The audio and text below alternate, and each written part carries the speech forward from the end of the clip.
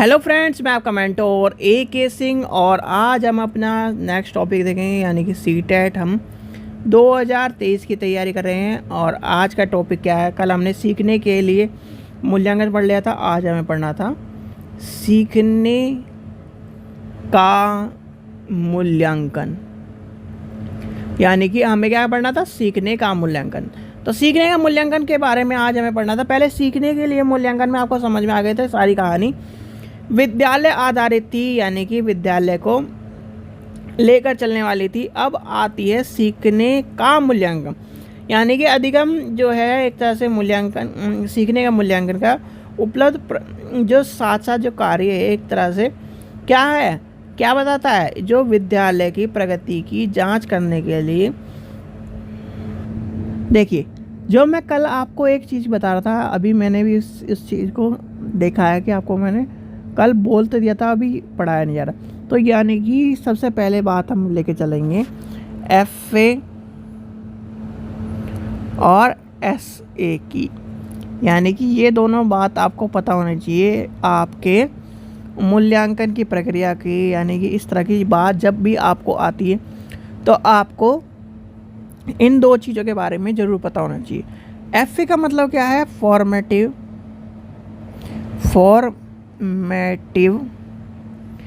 Assessment.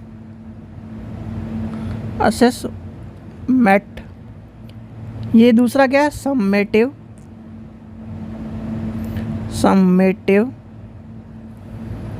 Assessment.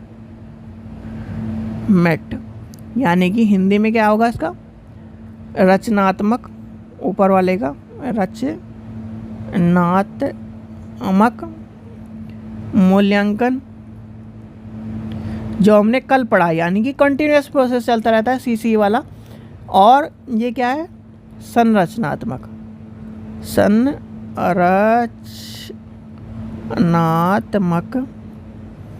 मूल्यांकन। ठीक है, इसमें क्या है, जैसे आपके सेमेस्टर ख़त्म होते हैं, यानी कि आपके पूरे साल 6 महीने पढ़ा और 6 महीने के बाद आपको एक पेपर दे दिया जाता है कि इसे सॉल्व करो, इतना सिलेबस आपका कवर करा दिया गया। वो होता है सम्मेटिव असेसमेंट। जैसे मैंने आपको कल आपको बताई थी कहानी कि SA1 SA1 और SA2, इन दोनों के बीच में क्या है, FA1। यानी कि FA1 और FA2, इधर क्या है, FA3 FA4। इसमें क्या है, चौथे और दूसरे वाले में क्या होता है, जो प्रोजेक्ट असाइनमेंट है ये होते हैं। इसमें क्या होता है, इसमें दोनों में एक तरह से क्लास टेस्ट या फिर टेस्ट ले लिए जाते हैं, फॉर्मेटिव असेसमेंट यूनिट, जिसे यूनिट टेस्ट कहते हैं। तो वो होता है। और ये क्या है, ये इस प्रक्रिया के, यानी कि एक किताब में 12 चैप्टर हैं, तो 12 के 6 पहले पढ़ लिया, यानी कि 6 इस तरफ पढ़ा दिए और 6 इस तरफ पढ़ा दिए। तो ये है क्या, SA और FA की कहानी। अब SA FA की कहानी को भी लिख लेते हैं। यानी कि आपको SA FA की कहानी का भी पता होना चाहिए, क्योंकि रचनात्मक मूल्यांकन और संरचनात्मक मूल्यांकन के ऊपर क्वेश्चन आता है। तो यानी कि अब देखिए, हिंदी में लिख देता हूँ मैं, रचनात्मक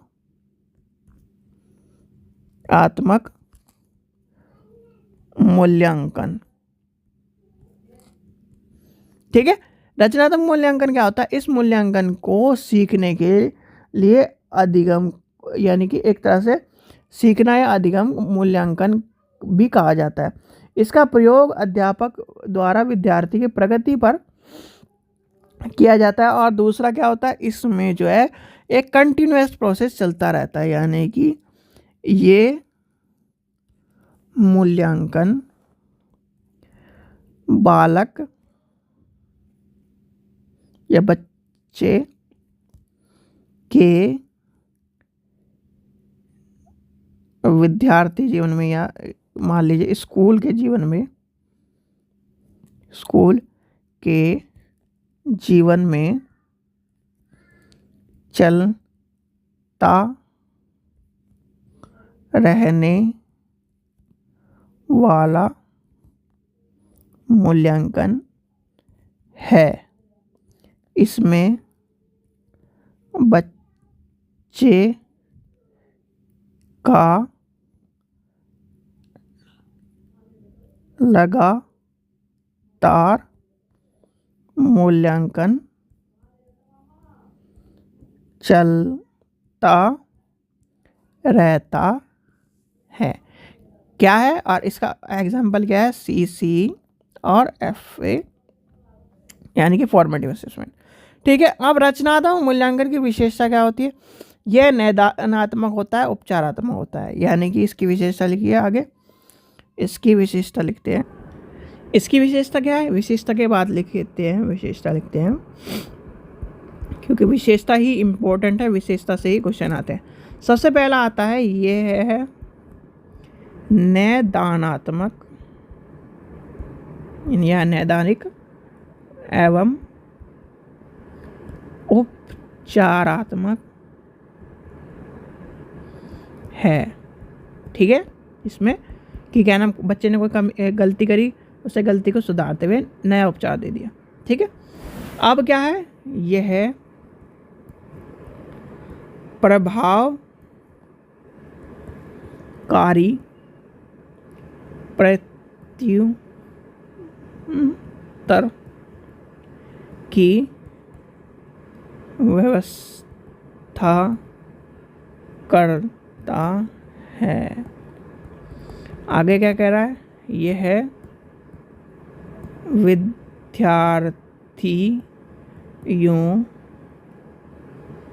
को स्वयं अपनी शिक्षा प्राप्ति में सक्रिय रूप से शामिल होने के लिए मंच पर उपलब्ध कराता है। यानी कि मंच उपलब्ध कराता है। ठीक है, आगे क्या कर रहा है, चौथा पॉइंट क्या कर रहा है, ये है अध्यापकों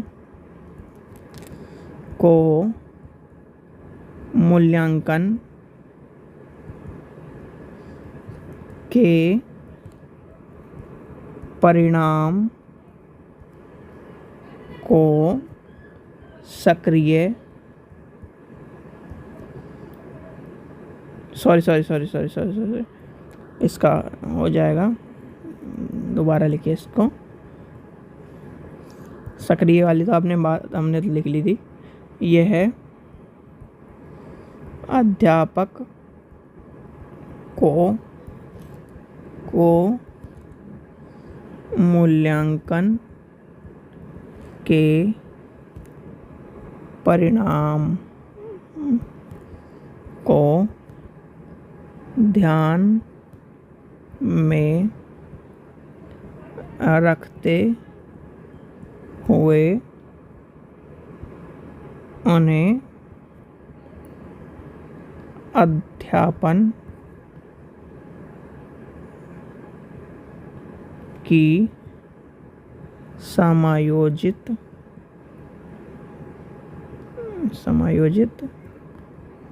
करने में समर्थन करता है। ठीक है बच्चों, यानी कि ये आपको पता चल गया क्या है, फॉर्मेटिव असेसमेंट जिसे कहते हैं रचनात्मक मूल्यांकन। अब हमें ये पढ़ना क्या है, संरचनात्मक मूल्यांकन, यानी कि आपका सम्मेटिव असेसमेंट,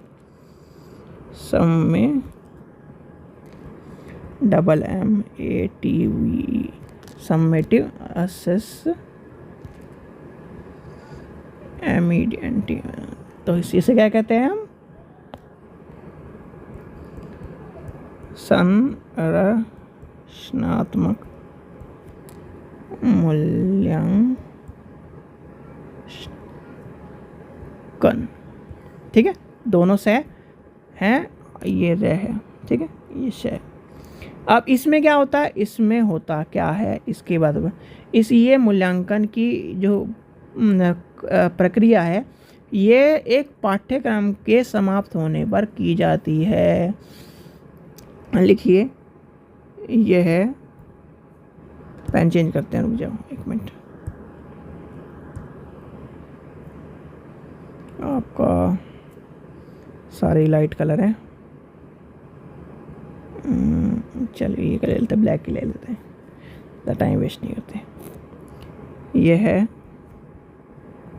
मूल्यांकन शिक्षा पाठ्यक्रम के समाप्त होने पर किया जाता है। क्या किया जाता है? समाप्त होने पर किया जाता है। और इसमें क्या होता है? मापन की प्रक्रिया में विद्यार्थी के पाठ्यक्रम को क्या सिखाया है पूरे साल में, उस पर आधारित होती है। यह मुख्य रूप से क्या होती है? श्रेणी में आजकल होती है, ग्रेड पद्धति होती है और मार्क्स पर आधारित होती है। ये हमें ध्यान नहीं देता, बस मेन पॉइंट ये है आपका इसमें। अब इसकी आती है विशेषता की बात, यानी कि विशेषताएं। ठीक है, अब क्या है विशेषता में? क्या बताता है विशेषता में? लिखिए शिक्षा पर का निर्धारण। दूसरा क्या होगा? सामान्य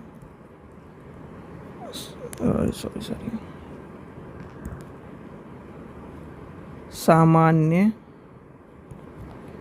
रूप से विद्यार्थियों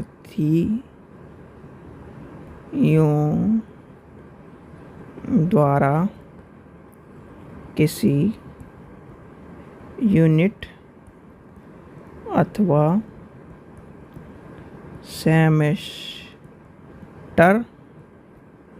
के समाप्त होने पर सारांश, यानी कि एक तरह से पूरा काम प्रदर्शित करने के लिए किया जाता है।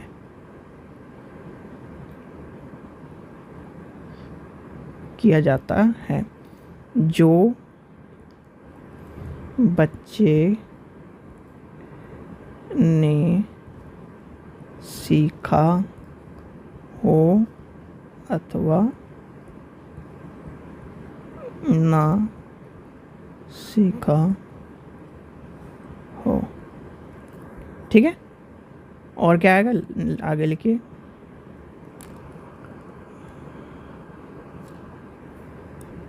चलिए लिखिए थर्ड पॉइंट। इस मूल्यांकन के तरीके अधिकतर विद्यार्थी, सीधे स्टूडेंट लिख दे, स्टूडेंट के कार्य का मूल्यांकन करने के प्रमुख तरीका है। ठीक है, यहाँ तक आपको समझ में आ गई। अब आते हैं सीधे अपने टॉपिक पर, यानी कि जो क्या है, क्या था? अधिगम के लिए मूल्यांकन, यानी कि ये था आपका सीखने के लिए मूल्यांकन, अधिगम के लिए मूल्यांकन, कुछ भी कह लीजिए। अधिगम के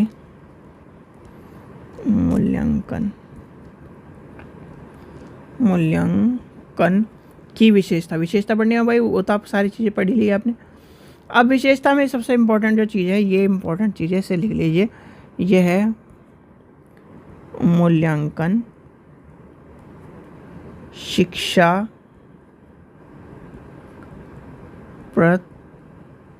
के बाद किया जाता है, यानी कि पूरे उस ओवरऑल के बाद किया जाता है। सोचना अध्यापक द्वारा एकत्र किया जाती है। सूचना को सामान्य रूप से अंकों अथवा ग्रेडों में रूपांतरित किया जाता है। अन्य विद्यार्थियों के कार्य निष्पादन के साथ तुलना की जाती है। नेक्स्ट पॉइंट लिखिए। फिर क्या है, इसके पहले प्राप्त की गई शिक्षा पर नज़र डाली जाती है। ठीक है, ये हो गए इसके क्या विशेषता। अब इसके मापदंड लिख लीजिए, यानी कि इसके क्या है, मानदंड। अब मानदंड क्या है इसके, ठोस मानदंड पर आधारित है, यह व्यक्ति संगत होती है, विश्वसनीयता होती है, यह तुलनीयता होती है। 3 चीज़ में लिख लीजिए। ये वह व्यक्ति संगत होती है, ये विश्वसनीय होती है, क्योंकि इसका एक फॉर्मेट के हिसाब से पेपर बनता है। आपने देखा होगा कि इतने नंबर के क्वेश्चन आने, इतने नंबर के क्वेश्चन आने। वे तुलनीय होती है। ठीक है, अब क्या है इसका उद्देश्य, यानी कि लास्ट टॉपिक बच रहा का उद्देश्य क्या है। अधिगम में मूल्यांकन का सार ये है कि संरचनात्मक मूल्यांकन, यानी कि एक तरह से समेटिव असेसमेंट को किसी भी समय पर विषय वस्तु के मापदंड की तुलना में विद्यार्थियों की शिक्षा को मापने का एक साधन समझा जाता है।